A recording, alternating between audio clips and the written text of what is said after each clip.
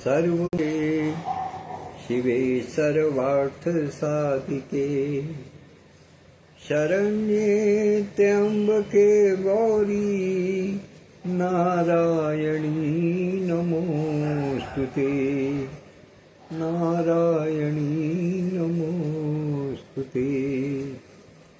या देवी सर्वभूतेषु बुद्धिरूपेण संस्थिता नमस्तस्यै नमस्तस्यै नमस्तस्यै नमो नमः।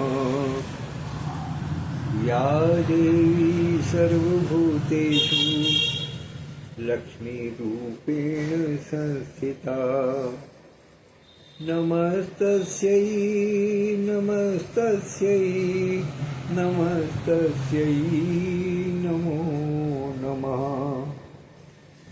या देवी सर्वभूतेषु तृप्तिरूपेण संस्थिता नमस्तस्यै नमस्तस्यै नमस्तस्यै नमो नमः। या देवी सर्वभूतेषु शक्तिरूपेण संस्थिता नमस्तस्यै नमस्तस्यै नमस्तस्यै नमो नमः। भगवान भोलेनाथ की अर्धांगिनी माँ गौरा, जिनको शक्ति स्वरूप माना जाता है, उनके चरणों में सादर प्रणाम भी करता हूँ। श्रावण मास प्रारंभ हो गया है। माँ गौरा और भगवान भोलेनाथ की लीलाओं से भरपूर, उनकी कथाओं से भरपूर, उनकी अटखेलियों से भरपूर, कहानियों से भरपूर इस श्रावण मास का प्रारंभ हुआ। मेरे सभी साथियों को मैं इस श्रावण मास की बहुत बहुत बधाई और शुभकामनाएं प्रेषित करता हूँ। आज के भैया जी उवाच में मेरा मन केवल एक सूचना भर देने का था कि कल डॉक्टर सत्यप्रकाश पांडे और मेरा कार्यक्रम बिलासपुर जाने का है, छत्तीसगढ़ बिलासपुर, जहां एक बड़े ही सौभाग्य का विषय है कि डॉक्टर सत्या को टॉप को मंच सम्मानित करने का। यूपी में, बनारस में और कई स्थानों पर अक्सर ऐसा देखा गया है कि जब हम कहीं डॉक्टर सत्या हुक्टॉप की बात करते हैं, उसकी सदस्यता की बात करते हैं, तो कहीं कहीं लोग मुंह फेर लेते हैं, क्योंकि दिमाग में कहीं कुछ और है। सोचते हैं कि शायद हम कुछ अपने लाभ के,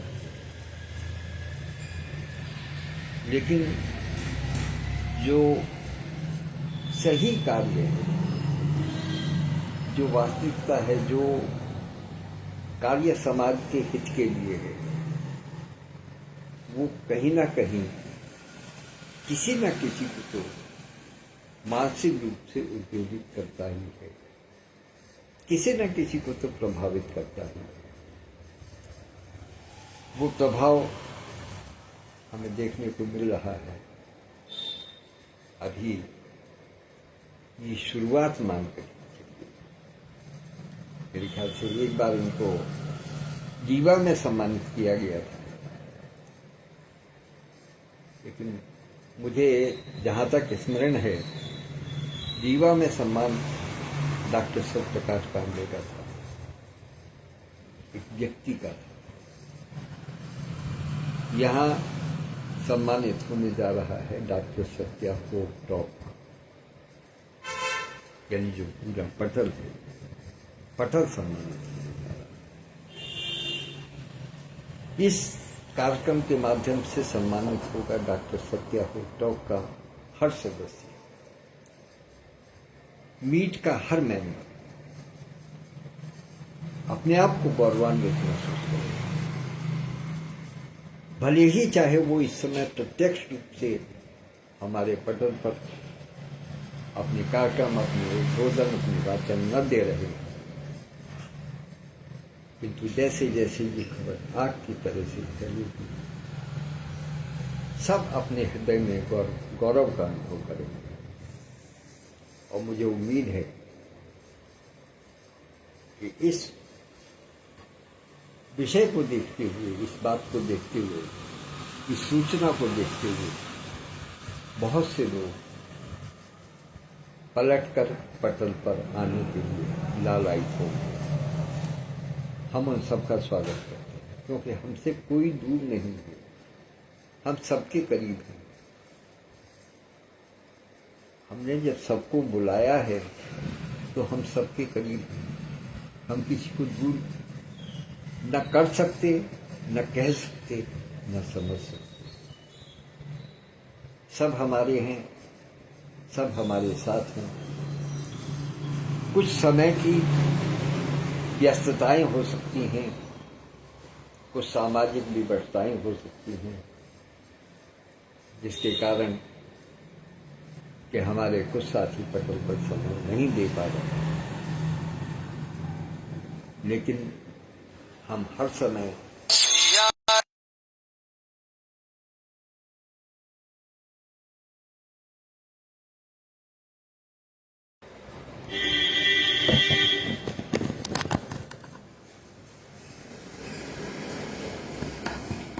हम हर प्रकार से अपने साथियों के साथ, और साथी हमारे साथ हैं, हम ऐसा ही अनुभव करते हैं।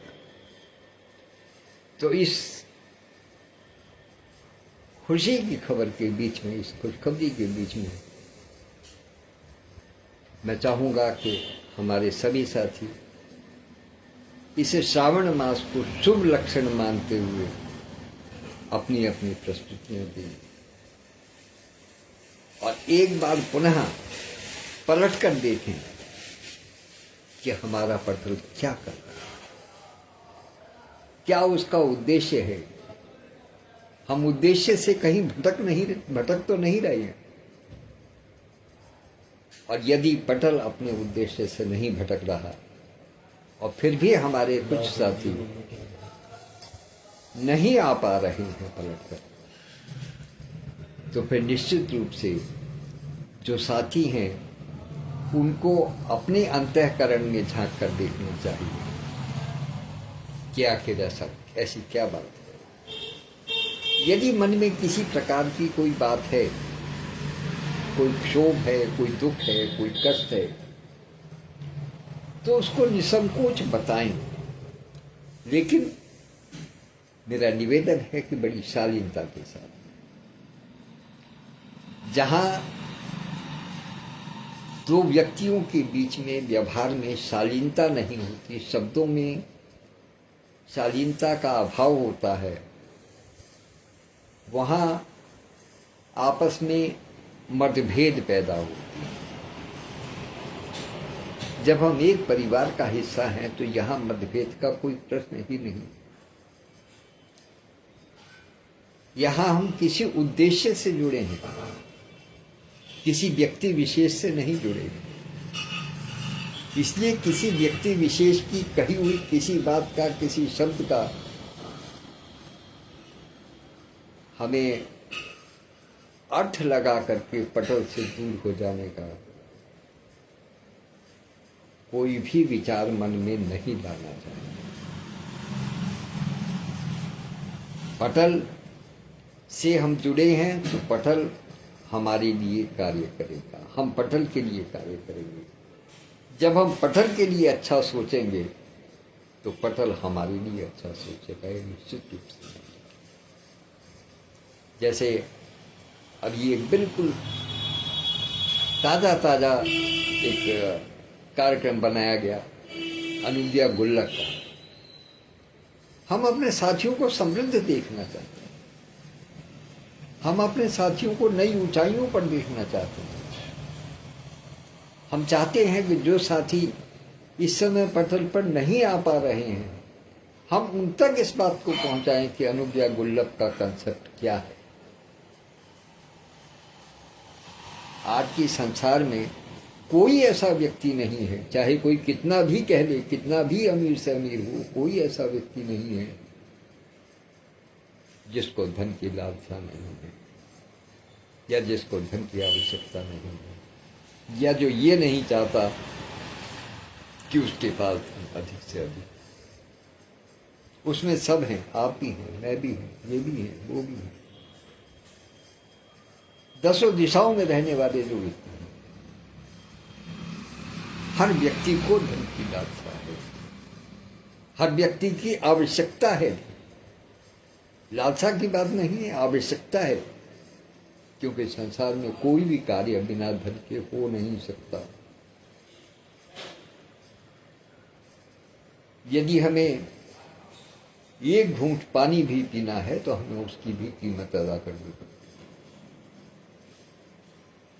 उस बात को भूल जाइएगा, उस व्यवहार को भूल जाइएगा कि बिस्लरी की बोतल मिल रही है, वहां से पानी लेकर पीते रहेंगे। यदि आप अपने घर में भी नल से पानी पीते हैं, टोटी का पानी पीते हैं, तो उसका भी आपको बिल चुकाना पड़ता है नगर पालिका में।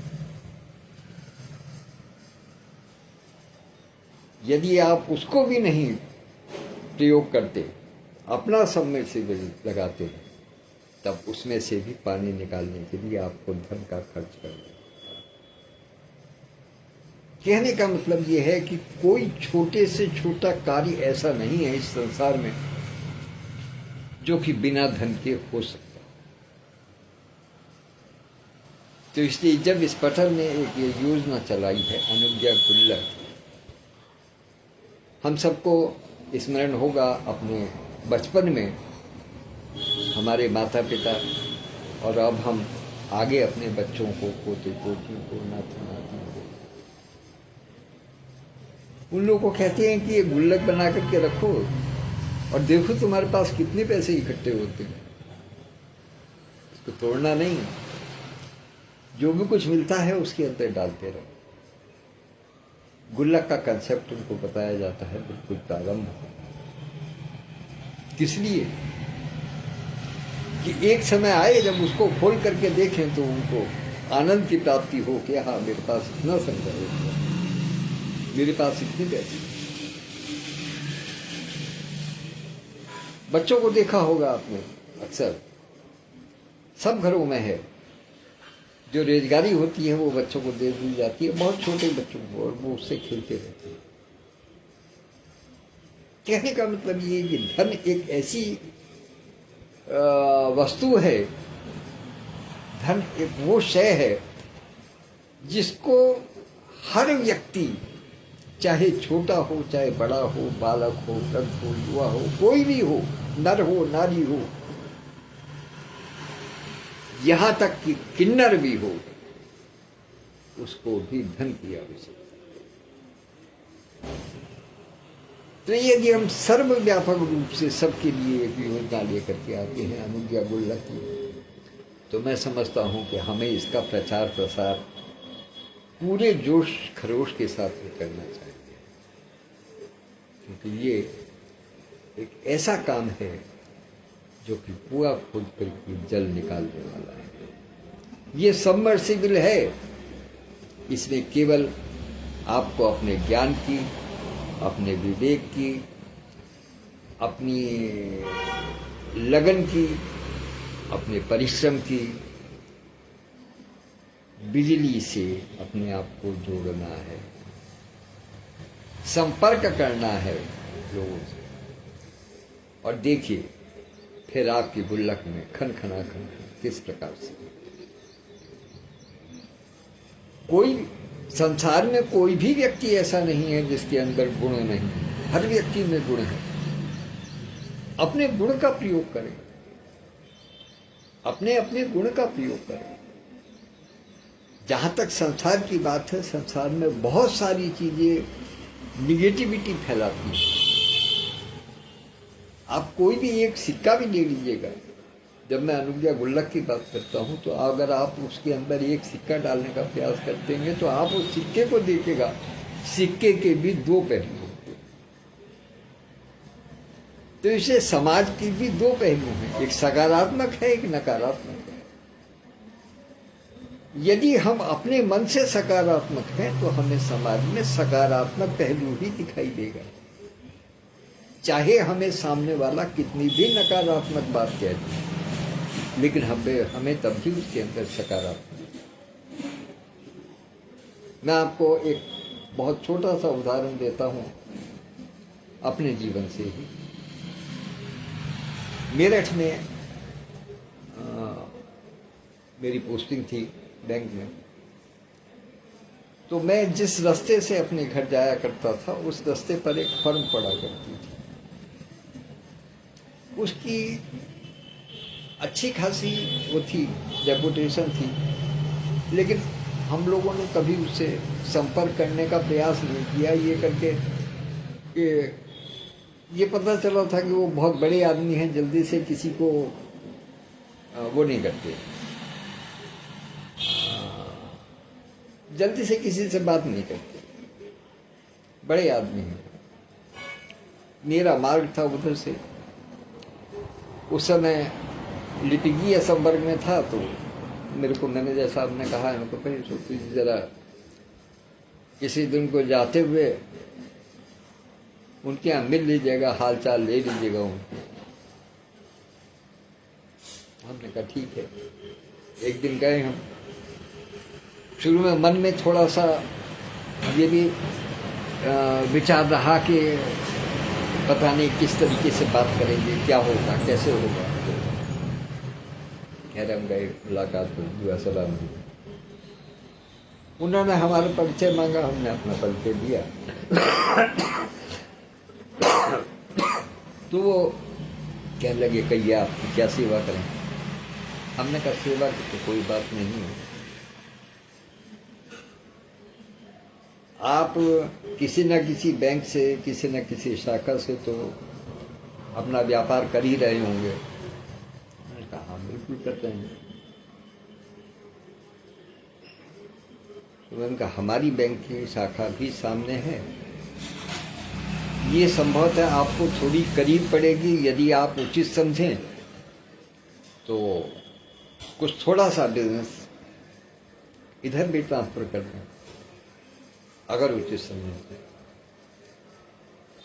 उन्होंने कहा कि नहीं, मैं अभी अपने बैंक से पूरी तरीके से संतुष्ट हूँ, मुझे किसी किस्म की कोई दिक्कत नहीं है और मेरा अभी कोई ऐसा विचार नहीं। हमने कहा ठीक है, कोई बात नहीं। तो मैंने उनसे केवल एक वाक्य कहा कि यदि कभी भविष्य में आपको ऐसा लगे कि आपकी आवश्यकताएं, आपका जो वर्तमान बैंक है वो पूरी करने में असमर्थ हो पा रहा है, या आपको कहीं थोड़ी सी तनिक सी भी दिक्कत होती है, तो आप हमारी शाखा का नाम ध्यान में रखिएगा। ये भी नहीं कहा कि आप आ जाइए, हमने कहा हमारी शाखा का नाम आप ध्यान में रखिएगा। उन्होंने कहा ठीक है। ऐसे जैसे बात उड़ जाती है तो ठीक है, थोड़ी देर बैठ कर फिर मैं वापस आ गया। आपको यकीन नहीं होगा कि एक सप्ताह के अंदर अंदर उनकी 4 फर्में थी जो वहां पर काम करती थी, चारों की चारों फर्मों के सारे खाते हमारी जांच टोटल। और उस समय लेजर्स पर काम हुआ करता था, उनके चारों खातों को संभालने के लिए पूरा एक करंट का लेजर लगाना पड़ा। उस लेजर में किसी और का खाता नहीं होगा। इतनी जबरदस्त ट्रांजेक्शन, इतना जबरदस्त उनका काम। तो जवाब उन्होंने एकदम से नकारात्मक दिया था। कि नहीं हमें आवश्यकता नहीं। लेकिन कुछ ऐसी बात हुई, कुछ ऐसे पता नहीं, शायद मुंह से कुछ ऐसी बात निकली कि वो उनको असर कर गई और एक सप्ताह के अंदर ही अंदर वो आ गए, जबकि वो अपने बैंक से पूरी तरीके से संतुष्ट, लेकिन फिर भी ये काम है। तो इसलिए समाज में निगेटिविटी चल रही है, निगेटिविटी है, लेकिन हमको उस निगेटिविटी में से ही पॉजिटिविटी निकालनी है, नकारात्मकता में से ही सकारात्मकता हमको ढूंढ करके लेकर के, यही हमारा काम है। तभी हम अनुज्ञा गोलक की सही मायने में व्याख्या कर सकते हैं, सही मायने में हम अपने घर में अनुज्ञा गोलक का विकास कर सकते हैं। अपने लिए करेंगे, बच्चों के लिए करेंगे। जैसा हम करके दिखाते हैं वैसा ही बच्चे भी आगे को करते हैं। ये तो सर्वविदित सत्य है, सर्वमानव सत्य है कि जैसा हम करके दिखाएंगे बच्चे जो करते हैं उसका अनुसरण हर प्रकार। तो इसलिए इसका ध्यान रखें।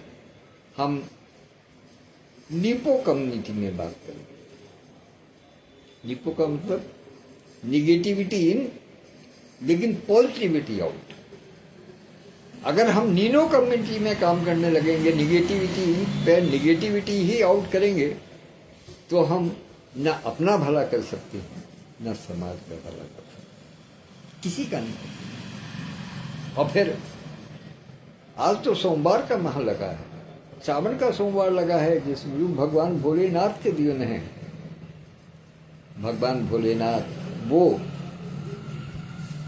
जिन्होंने कि विष को अपने कंठ में रखा। विष से बड़ी और कोई निगेटिविटी हो सकती थी कि जिसकी एक बूंद यदि धरती पर पड़ जाए तो धरती जो है उस जगह पर जल जाएगी, भस्म हो जाएगी। उस विष को उन्होंने अपने अंदर लिया, कंठ में विराजमान किया, उसको कंठ में रोका उसको।